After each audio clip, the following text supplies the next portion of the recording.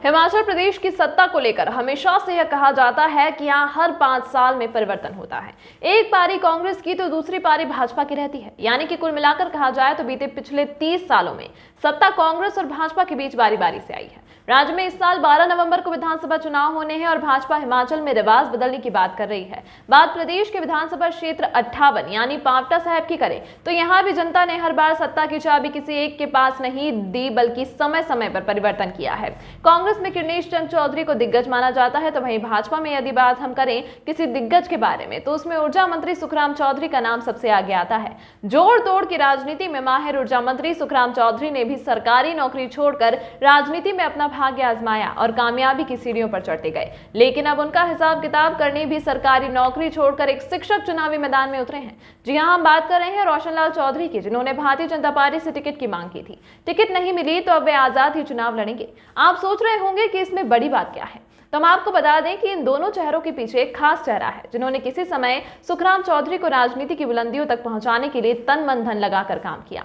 राजनीति के जानकार बताते हैं कि सुखराम चौधरी को वरिष्ठ नेता मदन मोहन शर्मा ने बुलंदियों तक पहुंचाने का काम किया। जब ऊर्जा मंत्री सरकारी नौकरी छोड़कर राजनीति में उतरे थे, तब मदन मोहन शर्मा के आवास पर उनकी बैठकें होती थी।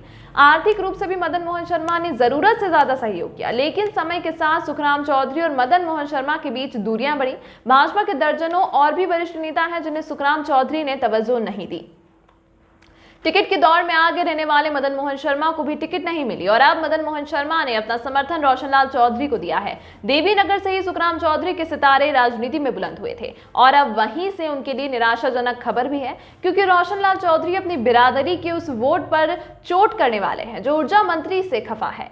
ऊर्जा मंत्री अपनी ही बिरादरी के लोगों को संतुष्ट नहीं कर पाए और उनके खिलाफ जनता में रोष है। ऊर्जा मंत्री की बिरादरी को एक शिक्षित और आदर्शवादी नेता मिल गया है, जिस पर बिरादरी के साथ साथ अन्य समुदाय के लोगों ने भी साथ चलने की कस्में खाई हैं। इस समय रोशन लाल चौधरी सुखराम चौधरी को कड़ी टक्कर देने की स्थिति में है और उनके पीछे मदन मोहन शर्मा दिलो जान से लगे हैं और उन्होंने मित्रता के लिए दरिया दिली दिखाते हुए अपने निजी कार्यालय रोशन चौधरी के चुनावी कार्यालय में परिवर्तित कर दिया है। इस पूरे चुनाव में मदन मोहन शर्मा एक किंग मेकर की भूमिका में लगे हुए हैं। उन्होंने कई मर्तबा सुखराम चौधरी के चुनाव में एक सच्चे योद्धा की तरह काम किया और अब इसके उलट सुखराम चौधरी को झटका देने के लिए चुनावी मैदान में डटे हैं। इस बार पांवटा साहिब में परिवर्तन को लेकर मदन मोहन शर्मा की अहम भूमिका रह सकती है।